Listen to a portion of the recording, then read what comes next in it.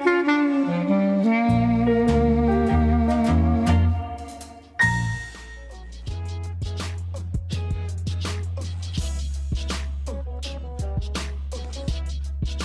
to meet some ladies from the Pink Journey Foundation. It's a great organization that we have here in Orange County. I want to welcome Jill Canales and Melanie Lewis to our program. Thank you. So let's find out, Jill, tell us what the Pink Journey Foundation is all about. So we are a local organization, a nonprofit organization that was actually founded decades ago by a leading breast surgical oncologist, Dr. John West. And our purpose really is to help every woman. We're very focused on education, allowing people, women in particular, to understand why early screening is important. So education really is our core component, but we also offer a lot of services in the community that that we will share with you. But essentially, it's really for any woman, whether they have been diagnosed or not. We have services that offer to every woman. All right, and one of your big supporters is RadNet, and it helps you provide a lot of services in your community. So what are some of the services you're talking about here? So we do a number of things. The first being for a woman who happens to be diagnosed with breast cancer, and she can be anywhere in the country, or for that matter, anywhere in the world. We have a advocacy peer navigation program. So we have a woman who potentially is newly diagnosed. She has certain aspects of her breast cancer diagnosis, and we'd like to match her with someone who's well-trained and who's a survivor to kind of help her through that process. So that is one of the services that we offer. We also have a really robust education program, so we can go out to corporations, to schools, we've been to women's shelters, and we can educate them about breast health. And then kind of the most significant, kind of the most exciting program we have is called Rolling with Hope.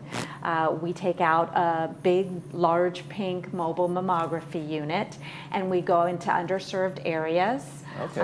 And we offer free mammograms to women who would really otherwise not be able to have one. Okay. And on that note, tell me about, Melanie, tell me about Maddie, the mobile mammography coach. Yeah, so, yes, and this is Maddie. That's Maddie. That's Maddie. So RadNet provides the facility of us to take the mobile unit out. And our focus as a foundation is to provide the services to underserved communities in the Southern California region.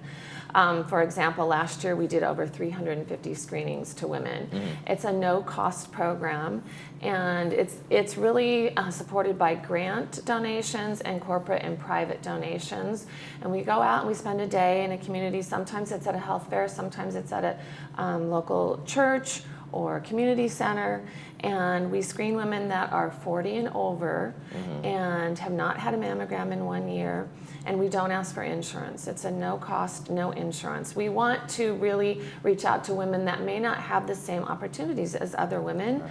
So we go out there and we're in their community providing the services. We educate them, we follow up with them, because RadNet also provides, if there's a callback or a positive finding, at no cost, a diagnostic screening, as well as possibly a biopsy, which is not known in the world when you go out to mobile programs. Right. So they take that next step to help the women and to get them into a program. If we need to, we partner with them.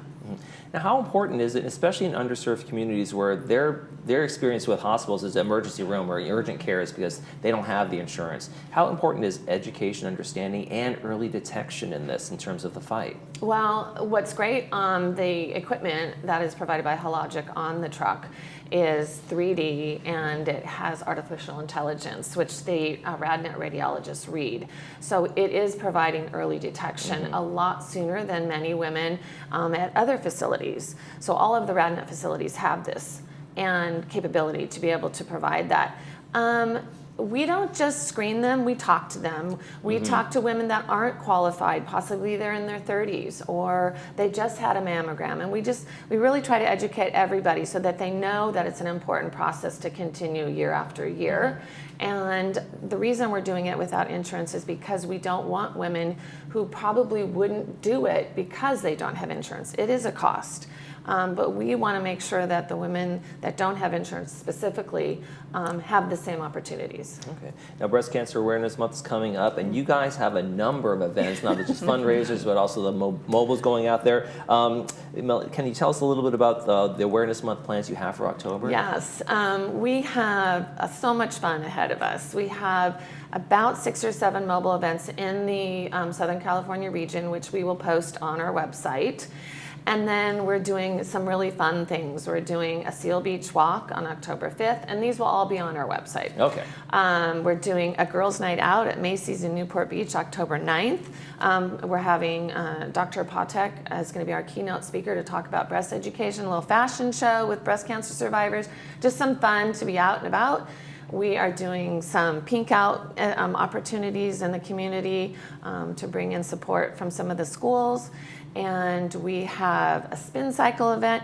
We also do an annual calendar that is breast cancer survivors. And it really talks about stories that women have gone through, as well as talking about the different aspects of breast cancer. And it's inspirational. We use that a lot when we go out talking to women in general, whether it's they're a survivor, a newly diagnosed woman, or just someone that wants to learn more about breast cancer. So yeah, we're ready. We're going to be out there in September and October, and really out either on the mobile or doing a fundraiser event to get the awareness out there. Well, speaking of inspiration, I'm sure you're both inspired to serve here. But Jill, what was your impetus that got you involved in the Pink Journey Foundation? So I was diagnosed with breast cancer myself at the age of 42. I was young. I had no real risk factors other than being a woman, and it came as such a shock to me, and it kind of became my life's mission when I had about a year of treatment, and once that was over, it became kind of my own life's mission to make a difference in other women's lives, to educate them, to help them through that process of, if they do receive a diagnosis, how can I change one life? How can I help one woman? And it's just grown from them, and I really believe in our mission.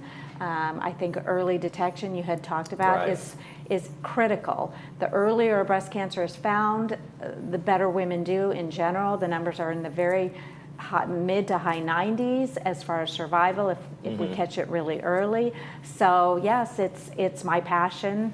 Well, if people are so inspired to get that passion behind them and volunteer, donate some money if you feel that you want to do that as well, people can go to the website, thepinkjourneyfoundation.org. It's a great thing. You can find out more information about the organization, donate, learn how to volunteer, all through there. Jill and Melanie, thank you so much for joining us today. Thank you for having having us. Yes. When we come back, Bree's going to be joining us with an interview with the Aerospace Club. Stay with us.